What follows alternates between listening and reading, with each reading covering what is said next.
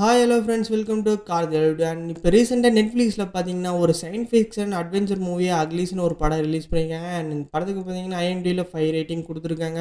படத்தில் மெயின் ரோலாக பார்த்தீங்கன்னா நம்ம ஜோய் கிங் தான் நடிச்சிருக்காங்க. நீங்கள் கிஸ்ஸிங் வித் புல்லட் ட்ரெயின்லாம் பார்த்துருந்தீங்கன்னா தெரிஞ்சிருக்கும். அண்ட் இந்த படத்தை ஏற்றி பார்க்குற அளவுக்கு ஒர்த்தா இல்லையா எல்லாமே இந்த வீடியோவில் ஃபுல்லாக டீட்டெயிலாக பார்க்கலாம். சேனல் எப்போ தான் ஃபஸ்ட் டைமாக பார்க்குறீங்கன்னா மறக்காமல் சப்ஸ்கிரைப் பண்ணி பெல் ஐக்கானை ப்ரெஸ் பண்ணிக்கோங்க. சரி, வாங்க வீடியோவை ஸ்டார்ட் பண்ணலாம்.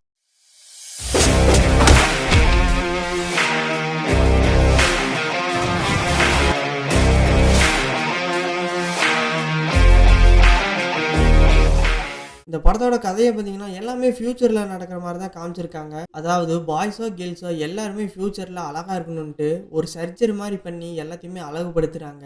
ஆனால் அதுக்கு 16-17 வயசை தாண்டி இருக்கணும். அவங்களுக்கு பிடிச்சிருக்கோ பிடிக்கலையோ எல்லாருமே இந்த சர்ஜரி பண்ணி தான் ஆகணும். நம்ம ஜோயி கிங்கும் அதுக்கு தான் வெயிட் பண்ணிட்டு இருப்பாங்க. ஏன்னா அவங்களுக்கு 15 வயசு தான் என்னமோ ஆயிருக்கும். ஒரு கட்டத்துக்கு மேலே தான் நம்ம ஜோயி கிங்கே தெரிய வருது, இவங்கெல்லாம் இது அழகாக்கணும்னு பண்ணல, மனுஷங்களோட மைண்ட் எல்லாத்தையுமே கண்ட்ரோல் பண்ணணும்னு நினைக்கிறாங்க அப்படின்னு. இந்த டெக்னாலஜி வேர்ல்டுக்கு வெளியே பார்த்தீங்கன்னா நேச்சுரலை விரும்பி வாழ்கிற மக்கள்லாம் இருக்காங்க. நம்ம ஜோயி கிங்கு அவங்களோட போய் சேர்ந்துருவாங்க. அண்ட் படத்தை பார்த்தீங்கன்னா அப்படியே ஒரே ஸ்டாண்டாக போர் அடிக்காமே கொண்டு போயிட்டு இருப்பாங்க. படத்தோட டியூரேஷன் பார்த்தீங்கன்னா 1 hour 30 minutes தான் இருக்குது. அதனாலேயே எங்கேயுமே போர் அடிக்கல. படம் ஸ்பீடாகவே போயிடுச்சு. விஷுவல் வைஸ் செமையாக மிரட்டியிருக்காங்க. ஆனால் ஸ்டோரி பார்த்தீங்கன்னா எங்கேயோ பார்த்த ஸ்டோரி மாதிரியே தான் இருக்கும். பியூட்டிங்கிற அந்த அழகு மட்டும்தான் புதுசாக சேர்த்துருக்காங்க. மித்தபடி எல்லாமே கொஞ்சம் பழசு மாதிரி தான் எனக்கு தோணுச்சு. ஆனால் பார்க்கறதுக்கு படம் நல்லா தான் இருந்தது.